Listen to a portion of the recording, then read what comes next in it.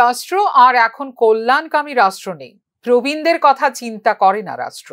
Tripura government pensioners অ্যাসোসিয়েশনের ৫১তম প্রতিষ্ঠা দিবস ও সুবর্ণ জয়ন্তী সমাপন অনুষ্ঠানে এই মন্তব্য করেন উড়িষ্যা হাইকোর্টের প্রাক্তন বিচারপতি শুভাশিস তলাপাত্র।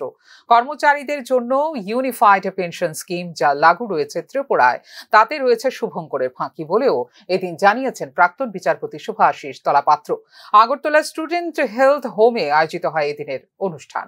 অঞ্চল থেকে রাজ্য হলো ১৯৭২ সালে সেই কেন্দ্রীয় পেনশন রুলসকে কোনো জায়গায় পরিবর্তন করে আমাদের রাজ্যে সেটা গ্রহণ করা হয়েছে এবং ১৯১৮ সাল পর্যন্ত সেটা চলেছে। ১৯১৮ সালে এসে এই রাজ্য সরকার ২০০৪ সালে ন্যাশনাল পেনশন স্কিম বলে যেটা চালু করেছিল এনপিএস, সেটা বাধ্যতামূলকভাবে এই রাজ্যেও চালু করেছে।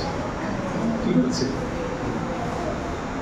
তারপরে ১৯২৩ সালে এসে এই রাজ্য সরকার বলল যে এটা অপশনাল, তুমি ওল্ড পেনশন স্কিমে থাকবে না নতুন পেনশন স্কিমে যাবে।